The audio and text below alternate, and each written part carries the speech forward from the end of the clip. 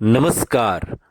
आप सुन रहे हैं द बॉलीवुड रेडियो और मैं हूं आपके साथ आकाश। दोस्तों, आज के इस पॉडकास्ट में राजेश खन्ना, शर्मिला टैगोर, राखी गुलजार की सुपर डुपर हिट फिल्म बात हम दाग की कर रहे हैं। और सुपरस्टार रहे राजेश खन्ना, शर्मिला टैगोर और राखी अभिनीत फिल्म दाग को रिलीज हुए 50 साल से अधिक का वक्त हो गया है। तकरीबन आप 51 साल से ऊपर का वक्त मान सकते हैं। ये फिल्म 27 अप्रैल साल 1973 को रिलीज हुई थी और ये फिल्म कई मायनों में खास है। इसी फिल्म से यश चोपड़ा पहली बार प्रोड्यूसर बने और यशराज फिल्म्स की नींव पड़ी। और अपनी इस फिल्म के तकरीबन 50 साल पूरे होने पर और इसके मनाए जा रहे जश्न पर यश चोपड़ा के साथ अपने सहयोग, इस फिल्म के अनुभव और राजेश खन्ना के साथ अपनी सुपरहिट जोड़ी जैसे कई मुद्दों पर बात के दिनों में जब इंटरव्यू में शर्मिला टैगोर ने बात की तो कई सारी चीजें उन्होंने कही। उपन्यासकार गुलशन नंदा की कहानी पर बनी फिल्म दाग असल में टॉमस हार्डी के उपन्यास मेयर ऑफ टेस्टर ब्रिज से इंस्पायर कहानी है। और इस फिल्म के दमदार डायलॉग और नए अंदाज में उस दौर में दर्शकों को इस फिल्म ने खूब लुभाया। खासकर इसकी कहानी, इसके गीत, इसके संगीत, यश चोपड़ा का डायरेक्शन भी। और राजेश खन्ना तो खैर उन दिनों हर फिल्म की जान हुआ करते थे। एक तरीके से जैसे भोजन में अचार होता है, वैसे ही आप राजेश खन्ना को समझिए। दाग से पहले तक यश चोपड़ा अपने बड़े भाई बी आर चोपड़ा की छत्र छाया में काम करते थे। लेकिन 1970 के आसपास ये चर्चा फिल्मी दुनिया के गलियारों में जोरों पर थी कि यश अब अपने बड़े भाई से अलग होकर नया स्टूडियो खोल रहे हैं। और इसी शुरुआत में पहली फिल्म दाग बनी। शर्मिला टैगोर ने इस फिल्म पर बात करते हुए एक इंटरव्यू में कहा कि मुझे लगता है कि यह बहुत ही आश्चर्यजनक है कि दाग को बने 50 साल से ज्यादा का वक्त हो गया है, फिर भी फिल्म और इसके गाने इतने लोकप्रिय हैं। दरअसल हाल ही में जब मनोज वाजपेयी लगातार एक चेहरे पर दूसरे चेहरे लगा लेते हैं लोग जैसा गाना वो गा रहे थे, और गुलमोहर एक फिल्म जो उन्होंने की, शर्मिला टैगोर ने जो सीरीज की, वो कहती है कि मुझे उसे बताना पड़ा कि प्लीज इसे मत गाइए।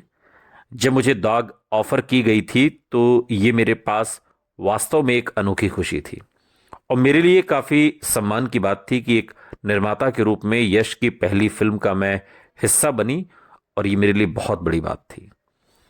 शर्मिला टैगोर आगे इस इंटरव्यू में कहती हैं कि दाग में काम करना मेरे लिए एक शानदार अनुभव था। यहां तक कि मैंने उनके साथ वक्त में भी काम किया था, तब भी मेरे लिए ये एक अद्भुत अनुभव था। वो हमेशा मस्ती करते थे। एक निर्देशक के रूप में वो सभी को उत्साहित रखते थे। जब हम दाग के लिए साथ में काम कर रहे थे तो हमने बहुत से खूबसूरत लोकेशन में इसकी शूटिंग की थी। एक दिन शिमला में शूटिंग कर रहे थे और मेरी नींद खुली तो सब कुछ बर्फ से ढका हुआ था और यह सीन देखकर मैं दंग रह गई। लेकिन दूसरी बात यह थी कि मुझे शूटिंग पर जाने के लिए चलना पड़ेगा, क्योंकि कोई कार बर्फ के जरिए हमारे पास नहीं आ सकती थी। मैं अपने बाल ठीक करके बाहर निकली। बमुश्किल मैं 5 कदम ही चली होंगी कि मुझे पीछे से किसी चीज ने मारा। देखा तो वो स्नोबॉल था। मैंने पलट कर देखा तो कुछ लड़कियां वहां पर खड़ी थीं और मैंने उन्हें कहा कि वो मुझे बॉल ना मारें, पर उन्होंने कहा कि ये तो हमारा खेल है और हम तो खेलेंगे। शर्मिला टैगोर याद करते हुए कहती हैं कि मुझे याद है कि मैंने भी उन पर बॉल फेंकी थी, पर मेरा निशाना उनके जैसा नहीं था। खैर, मुझे लोकेशन पर पहुंचकर चेंज करना पड़ा क्योंकि मैं वहां पहुंचने तक बिल्कुल भीग चुकी थी। उन्होंने मेरे लिए एक अस्थाई कमरा बनाया था जहां मैंने अपनी साड़ी बदली। लेकिन इस खेल का जो एक्सपीरियंस रहा वो काफी अच्छा रहा। राजेश खन्ना के साथ अपनी जोड़ी के बारे में बात करते हुए शर्मिला टैगोर कहती हैं कि मुझे लगता है कि काका ने दाग में सबसे बेहतरीन काम किया था। हालांकि मैंने उनके साथ पहले कई फिल्मों में काम किया था, लेकिन दाग मुझे लगता है कि राजेश खन्ना जी की सबसे बेहतरीन फिल्म है। वो राखी के पति के रूप में अपने बाद के अवतार में मूंछों और डैशिंग लुक के साथ बड़े खूबसूरत लगे थे। जैसा कि आपको पता है कि उन्होंने इस फिल्म में अपने किरदार के दो अलग अलग उम्र में अनुभव करते हुए अभिनय किया था और इन दोनों ही अवतार में वो बहुत हसीन लगे और लोग उनके पहले से ही दीवाने थे उस दौर में। शर्मिला कहती हैं कि मैं बहुत आभारी हूं और खुश हूं कि दर्शकों ने काका और मुझे एक साथ काम करते हुए पसंद किया और हम एक हिट जोड़ी बने। हमने साथ में कुछ बेहतरीन फिल्में बनाई। दाग बेशक उनमें से एक है और आज भी लोग हमारी इस जोड़ी के बारे में बात करते हैं। जब भी राजेश खन्ना की बात होती है, काका जी की बात होती है, तो मेरी फिल्मों की चर्चा जो उस दौर में हमने की है उसके बिना ये बात अधूरी होती है। शर्मिला टैगोर के मुताबिक फिल्म निर्माता के रूप में यश चोपड़ा का सबसे बड़ा योगदान हमारी हिंदी फिल्मों को पश्चिमी दर्शकों तक लेकर जाना है और स्विट्जरलैंड का सबसे अधिक मांग वाली लोकेशन के रूप में लोकप्रिय बनाना। उनकी सरकार ने भी इस बात की सराहना की, उन्हें इसके लिए पुरस्कार और तारीफ भी मिली थी। जब हम इंटरलेकन गए तो हमने एक कैफे देखा जिसे बॉलीवुड कैफे कहा जाता था।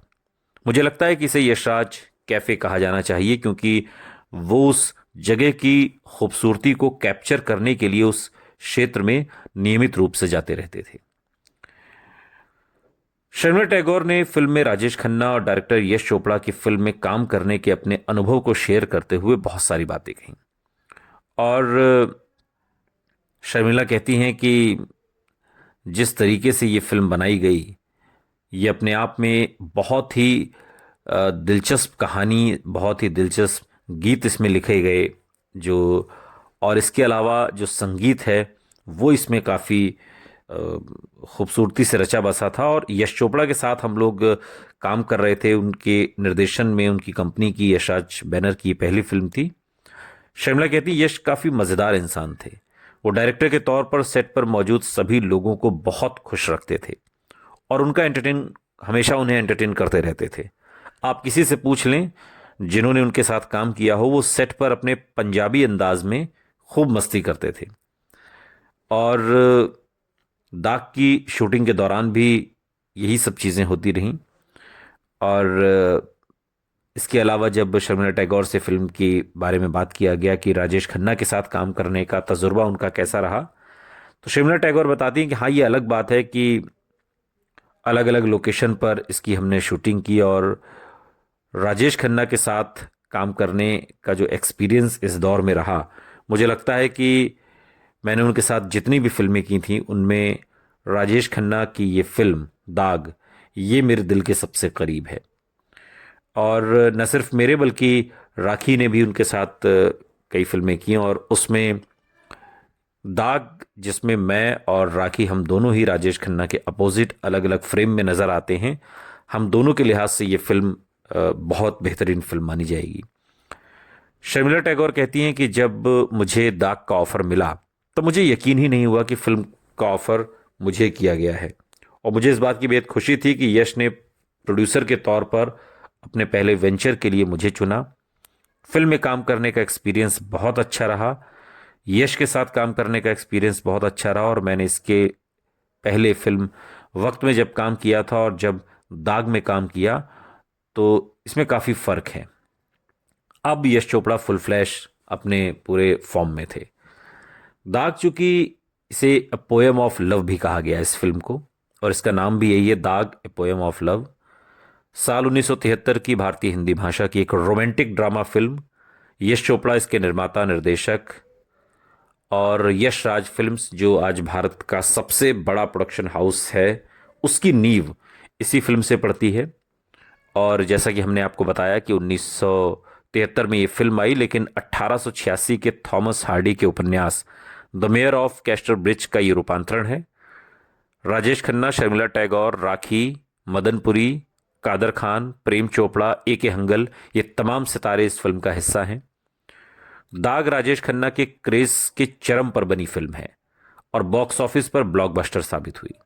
लक्ष्मीकांत प्यारेलाल के संगीत ने साल भर चार्ट पर अपना दबदबा बनाए रखा जब ये फिल्म आई। इस फिल्म के बाद तेलुगु में फिल्म विचित्र जीवितम 1978 में आई, इसकी रीमेक।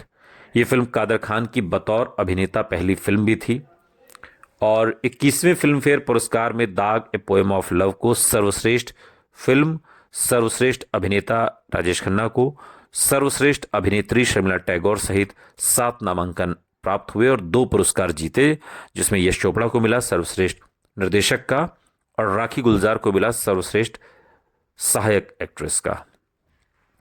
यश चोपड़ा ने इस फिल्म में राखी के जो कैरेक्टर का नाम है चांदनी, उसका इस्तेमाल बाद में फिल्म सिलसिला और चांदनी में किया।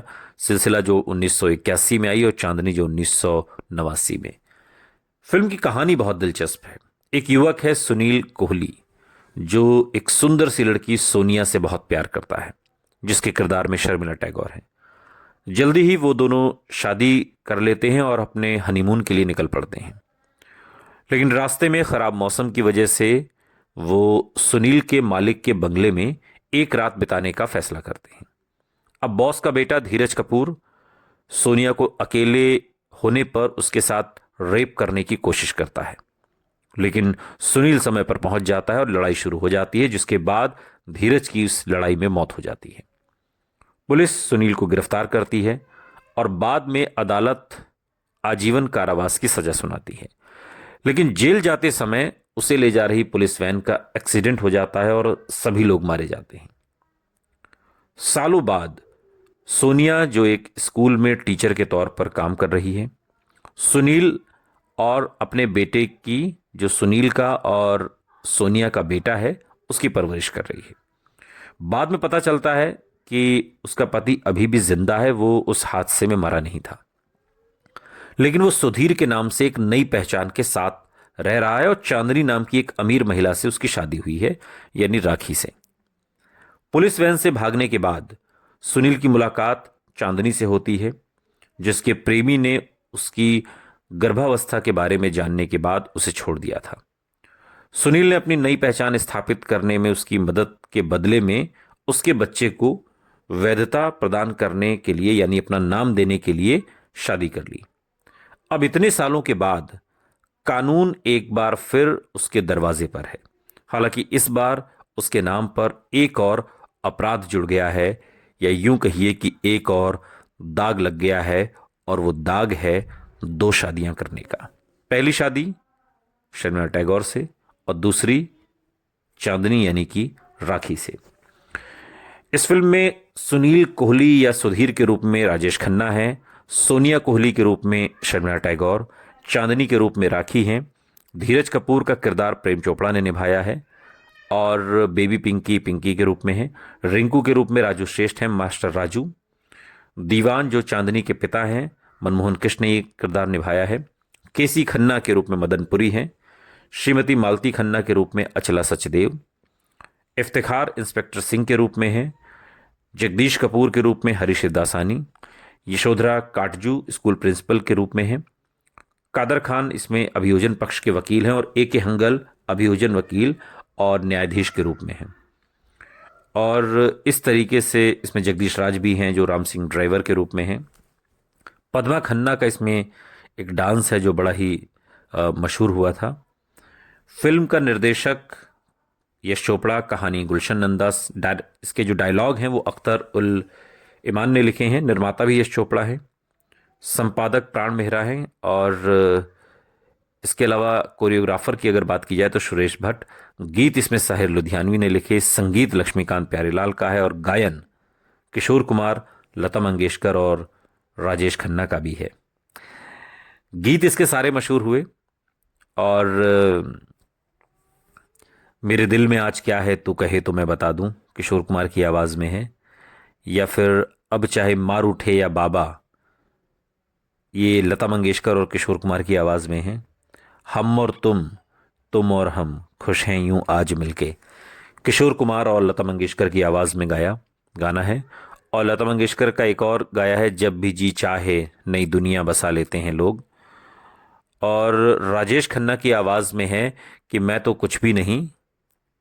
ये एक शायरी कहिए, नज़्म कहिए, जो पढ़ते भी हैं वो। लता मंगेशकर, मीनू पुरुषोत्तम की आवाज़ में एक बड़ा दिलचस्प गाना जो पद्मा खन्ना और दूसरी एक्ट्रेस पर फिल्माया गया है, नी में यार मनाना नहीं चाहे लोग बोलियां बोलें। और लता मंगेशकर की आवाज़ में एक और गाना है, हवा चले कैसी। ये गीत जो इस फिल्म के हैं वो सभी साहिर लुधियानवी ने लिखे और गजब के गीत लिखे। ऐसे गीत, ऐसा संगीत और ऐसी फिल्म जो 50 साल बाद भी अपने पूरे जोश में है, देखी जाती है, गाने सुने जाते हैं, पसंद की जाती है और सबको श्रेय जाता है, लेकिन फिल्म राजेश खन्ना की थी। सुनते रहिए द बॉलीवुड रेडियो, सुनता है सारा इंडिया।